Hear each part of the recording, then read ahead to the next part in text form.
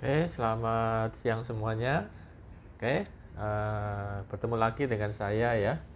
Oke, ya Thomas Krisna yang akan mereview salah satu saham di IHSG kita.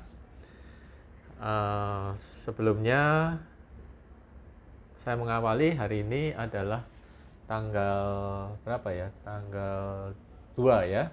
2 Desember tahun 2025 ya. Hari Selasa ya. Dan sebelum kita menganalisis harga sebuah saham, maka kita perlu lihat dulu posisi IHSG-nya ya. Jadi IHSG pada hari ini menunjukkan posisi yang cukup tinggi ya, cukup tinggi yaitu 8.604 ya. Menurut saya pribadi posisi ini adalah posisi yang cukup tinggi ya. Nah, cukup tinggi itu ya kita berharap jangan sampai terjadi bubble ya, bubble dan kemudian terjadi hal-hal yang nggak kita inginkan ya. Oke. Nah, jadi itu yang perlu kita lihat pertama, karena IHSG ini adalah seperti payungnya ya, jadi payung dari harga saham yang akan kita bahas hari ini ya gitu. Nah, kemudian salah satu saham yang akan kita bahas pada hari ini adalah saham dari perusahaan-perusahaan yang berkaitan dengan tembaga ya. Karena diprediksi bahwasanya harga tembaga itu akan melonjak ya, melonjak dalam beberapa tahun ke depan, dalam beberapa bisa jadi dalam beberapa bulan atau mungkin tahun depan ya, bisa jadi harga tembaga akan lebih tinggi atau jauh lebih tinggi daripada harga sekarang, dikarenakan adanya shifting dari mobil-mobil fosil ke mobil-mobil EV atau electric vehicle ya. Nah, itu adalah dasar prediksi kita ya, seperti itu. Oke, dan ada beberapa perusahaan di IHSG yang berkaitan dengan tembaga ini ya. Nah, ya, salah satunya adalah SCCO atau Supreme Cable ya. Oke, kita masuk ke perusahaan SCCO-nya ya gitu. Nah, ini ya, jadi SCCO adalah salah satu perusahaan yang bergerak di bidang perkabelan yang udah ada di Indonesia udah lama banget ya. Nah, mungkin kabel-kabel listrik yang ada di rumah kita mungkin adalah keluaran atau produksi dari SCCO atau dengan merek Supreme ya, merek yang cukup terkenal yang bisa jadi oke, kita lihat dulu ya pengelolanya ya. Pengelolanya kita lihat di bagian profiles ya. Profile kita lihat. Jadi electrical components and equipment atau industri kabel. Nah, pasti kabel ini dalamnya kan ada tembaganya. Ya, seperti itu ya. Kemudian udah join dengan Bursa Efek Indonesia udah lama, sejak tahun 82, jadi udah puluhan tahun ya. Kemudian juga kita lihat dari pengendalinya. Ya, pengendalinya. Nah, itu juga saya lihat di sini ada kata-kata Jepang ya, seperti Furukawa Electric Company Limited yang punya kepemilikan sebesar 12% ya, 12%. Nah, namun yang perlu diperhatikan di sini adalah porsi masyarakat. Jadi porsi pemegang saham masyarakatnya berapa persen. Nah, di sini kalau kita jumlah maka 19,61 ditambah 9,31 berarti 24 atau 25%. Nah, ini masih menurut saya masih di bawah ambang batas ya. Jadi ambang batasnya adalah sepertiga ya. Jadi ini masih di bawah sepertiga ya, seperti itu. Nah, jadi si PT Moda Sukma dan PT Tutulan Sukma ini adalah pengendalinya sekarang ya, seperti itu. Nah, mungkin teman-teman bisa cek ya bagaimana kualifikasi dari kedua PT ini.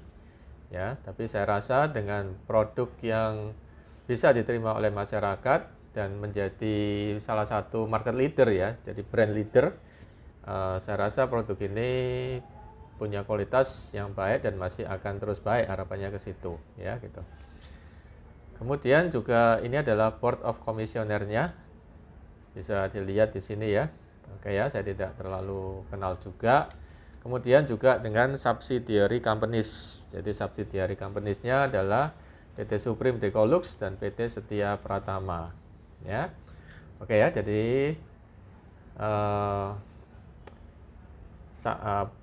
emiten ini kita pilih karena diprediksi bahwasannya harga tembaga itu akan menjadi lebih tinggi ya, menjadi lebih tinggi, makanya kita pilih emiten ini ya. Jadi tembaganya, tapi kita nggak tahu, saya rasa juga produk-produk turunannya juga akan ikut terkerek naik ya, harganya seperti itu ya. Tuh. Nah, setelah dari profile maka kita masuk ke bagian key statistik. Ya, yang penting adalah key statistik, kita lihat dari kinerja keuangannya bagaimana. Nah, untuk kinerja keuangannya yang perlu kita perhatikan adalah EPS. Ya, jadi EPS yang bagus itu adalah EPS yang terus meningkat, ya. Nah, ini kalau kita lihat dari tahun 2022 sampai tahun 2025, maka EPS-nya adalah cenderung naik ya. Jadi dari 129 kemudian jadi 288, 358 dan tahun 2025 455. Nah, ini adalah angka-angka yang bagus ya. Tidak banyak perusahaan di IHSG yang EPS-nya terus naik, apalagi dalam kondisi sekarang yang sedang resesi ya, seperti itu. Nah, ini termasuk salah satu yang EPS-nya naik ya gitu. Nah, kemudian di sini informasinya juga mereka membagikan dividen secara rutin ya. Nah, ini ya secara rutin dari tahun ke tahun ya gitu. Nah, kemudian kita lihat ke revenue ya. Kalau mau kita intip sebentar revenue-nya. Nah, ternyata revenue-nya juga meningkat ya, teman-teman ya. Jadi dari tahun 2022 sampai 2025 itu naik terus. Jadi dari 5 triliun, 6 triliun, 7 triliun dan 8 triliun ini naik terus ya. Ini bisa juga dipicu oleh kebutuhan kabel listrik ya. Jadi kalau kabel listrik itu kan kadang ada pembangunan rumah baru ya, real estate, perumahan, jadi tempat tinggal, hotel, mall dan sebagainya pasti membutuhkan kabel ya, atau mungkin ada penggantian kabel ya. Jadi seperti itu. Jadi pasti membutuhkan kabel. Jadi makanya ini adalah barang yang selalu dibutuhkan ya. Tapi saya nggak tahu kaitannya dengan EV bagaimana ya, tapi bisa jadi bahan bakunya aja sudah naik, jadi mestinya juga harga sahamnya juga akan ikut naik, apalagi perusahaan ini punya kinerja keuangan yang bagus ya, seperti itu. Nah, setelah revenue yang penting juga adalah net income-nya ya. Nah, kita lihat juga net income-nya bagaimana. Nah, ini saya menggunakan RTI bisnis ya, berbayar, tapi ada yang mengatakan ini informasi yang ada di sini ini bisa 10 menit lebih lama ya gitu. Tapi ini mungkin ada trouble ya dalam jaringan sehingga belum bisa masih muter ini ya guys ya. Oke, kita masuk dulu ke ini ya, ke market cap-nya. Nah, market cap-nya cukup besar ya, jadi hampir 2 triliun. Jadi boleh dibilang ini susah ya, untuk harga ini susah untuk dimainkan oleh retail atau orang ya, susah ya, karena semakin tinggi market cap-nya semakin susah, dan idealnya yang susah digoyang itu adalah di atas 1 triliun ya, seperti itu. Nah, kemudian kita masuk ke, kalau dari angka-angka fundamental tidak banyak yang bermasalah ya, semuanya baik-baik saja, termasuk ini angka-angka kinerja keuangan yang bagus. Dan jangan lupa juga kita cek websitenya. Ya, saya sempat cek juga websitenya dari Supreme Cable, dan tidak sekarang sih, beberapa bulan yang lalu, dan saat itu memang websitenya cukup meyakinkan. Ya, jadi ya memang website tidak bisa kita pakai sebagai patokan ya, tapi paling enggak kalau websitenya terorganize dengan baik, dikelola dengan baik, informasinya jelas, ya. Oke ya, bisa dihubungi dan sebagainya, semua jalan ya, paling enggak dia terorganize atau termanajemen dengan baik ya, seperti itu. Oke. Nah, ini masih belum bisa karena jaringannya masih lemah ya, atau ada gangguan tidak tahu. Oke, kita bahas dulu yang bawah ya. Ada bagian earning, kemudian ada dividen. Dividennya lumayan ya, guys, ya, kalau tulis ini ya. Jadi ini sekitar tertulis ini dividen yieldnya 4,24%. Ya, nggak termasuk besar sih untuk kondisi inflasi yang sekarang, tapi ya sudah boleh dibilang oke lah sebagai uang tunggu ya, seperti gitu. Kemudian PER sama PBV-nya juga rendah ya. Nah, ini disukai orang biasanya ya. Jadi PER-nya masih 5,19, kemudian PBV-nya masih 0,35. Jadi boleh dibilang ini masih dibeli dengan harga diskon. Tapi harga diskon bukan dari barang yang murahan ya, guys ya. Ini adalah barang yang bagus atau emiten yang bagus ya. Jadi masih 35% ya, PBV-nya masih 0,35 ya, masih 0,35 ya. Nah, kemudian kita masuk ke yang saya perhatikan juga adalah debt equity ratio ya, atau perbandingan antara hutang dan modal. Nah, ini juga sangat rendah sekali ya, bahkan ya 6,44%. Jadi seolah-olah ibaratnya itu utangnya kecil banget ya, jadi cuma 6% dari ekuitasnya ya, kecil banget ya, seperti itu. Oke ya, jadi secara angka di case statistik ini banyak angka-angka yang bagusnya ya, jadi hampir nggak ada angka-angka merahnya ya kalau dari sisi angka ini ya, seperti ini. Oke ya, sebentar. Nah, kemudian kita berhasil buka informasi net income-nya. Jadi net income-nya lumayan ya teman-teman ya. Jadi dari 100 miliaran naik ke 200 miliaran, kemudian mendekati 300 miliar, dan tahun 2025 sudah hampir 400 miliar. Jadi ini bagus ya, jadi progresnya SCCO ini bagus ya secara angka di sini. Oke ya, kita masuk ke apa lagi ya, dividennya ya. Nah, jadi dividennya juga ini dia rutin ya. Jadi yang saya suka di sini dia bagi dividennya secara rutin ya, dan satu kali aja ya setahun ya. Jadi yang terakhir itu tahun 2025 baginya 100 rupiah per lembar. Jadi ya boleh dibilang hampir 5% ya. Ya 4% sekian tadi sudah ditulis ya, seperti itu.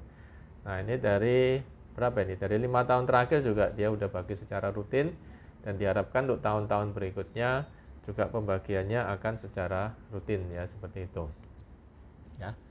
Nah, kemudian untuk news saya nggak seberapa paham ya tentang ini, bisa dicek sendiri. Kemudian untuk ini juga ya, profile sudah.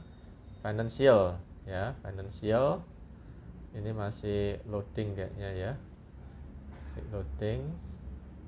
Nah, kemudian income statement ini tentu saja bagus ya, karena angka kinerja tadi sudah menunjukkan angka yang bagus, maka di sini nggak ada kekhawatiran ya untuk annual income statementnya. Kemudian yang kita perlu cek juga adalah balance sheet-nya. Nah, ini balance sheet-nya kita cek di sini. Nah, di sini balance sheet-nya yang saya lihat adalah equity-nya yang warna hijau ya, annual itu ya. Jadi equity-nya ini yang bagus itu cenderung meningkat. Ini dari tahun ke tahun equity perusahaan ini meningkat terus. Nah, ini bagus ya. Ya, tidak banyak perusahaan di IHSG yang equity-nya meningkat terus ya. Oke, tidak semuanya, apalagi dengan kondisi saat ini. Kemudian apalagi ya, cash flow bagi yang ingin lihat cash flow-nya. Oke ya, silakan bagi yang ingin lihat cash flow-nya. Oke. Kemudian earnings ya, bagi yang ingin lihat earnings. Kemudian profitability bagi yang ingin lihat profitability-nya. Oke ya. Kemudian apalagi di sini? Kita masuk ke growth bagi yang ingin lihat growth-nya. Ya. Oke, ada Q4, ada Q2Q. Ya. Oke, saya nggak terlalu paham ini. EPS growth, DPS growth. Ya, growth ya. Oke, kemudian kita masuk ke key statistik sudah, analytics ini. Nah, kemudian kita masuk ke hal yang paling diperhatikan ya. Jadi hal yang paling diperhatikan adalah berapa harganya. ya, berapa harganya. Nah, kalau dari harga 5 tahunan, maka kita bisa lihat di sini bahwasannya harganya lagi dalam posisi naik ya, bukan pada posisi anjlok ya. Ya, tapi mana orang tahu ya. Nah, gini. Ya, jadi posisi unlock itu hanya di harga 1.900 ya, sangat murah ya pada waktu itu, tapi juga nggak ada yang banyak tahu itu di antara bulan 3 bulan 4 ya tahun ini ya itu. Nah, oke ya. Jadi posisinya sekarang kalau dilihat dari chart itu harganya udah cukup tinggi ya, atau mungkin harga normal ya, seperti itu ya. Jadi bukan harga yang banyak diskonnya lagi. Ya. Oke.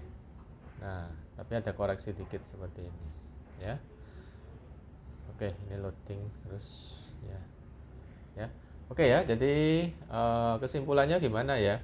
Kesimpulannya kalau dari saya secara pribadi, saya memang pernah keep dan juga pernah jual juga SCCO ini, dan sekarang juga keep juga dengan harapan harga tembaga akan terus meningkat ya, sehingga bisa mengerek harganya juga naik ya. Tapi sekali lagi disclaimer on ya, jadi ini bukan ajakan jual atau beli ya. Itu jadi kalau dilihat dari harga yang sekarang nggak bisa dibilang murah, tapi juga nggak bisa dibilang mahal ya. Kalau murah mungkin kita beli pas lagi anjlok ya di 1.900 ya, tapi juga nggak terlalu tinggi. Diharapkan atau diprediksi ya, disclaimer, harganya akan naik karena terkerek dengan kenaikan harga tembaga ya, kayak atas kebutuhan dari EV dan segala hal yang sekarang semuanya dibikin elektronik semua, dibikin listrik semua ya, seperti itu. Oke ya, jadi saya rasa itu aja review SCCO dari saya untuk hari ini ya, hari Selasa 2 Desember tahun 2025 ya. Oke ya, sekian dan terima kasih. Jika ada kesalahan tolong dikomen dan diperbaiki. Sekali lagi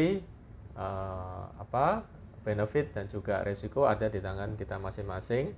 Jangan percaya hanya pada satu sumber, tapi teman-teman juga perlu cek dengan sumber yang lain, bisa dari website, laporan, juga mungkin keterangan-keterangan lain, keterangan dari pihak dalam atau apa ya, seperti itu ya. Dan hati-hati juga karena saham termasuk investasi yang beresiko tinggi ya. Hanya gunakan uang dingin karena harganya bisa melonjak-lonjak. Jadi kelihatan di sini kan, harga di sini kan juga ada lonjakan-lonjakannya. Jadi kita nggak bisa hanya untuk jangka pendek yang namanya trading ya. Jadi penjelasan yang saya berikan lebih condong ke investasi. Investasi itu berarti ya, tapi bulanan bahkan tahunan ya, seperti itu ya. Oke, sekian dan terima kasih. Semoga sehat selalu.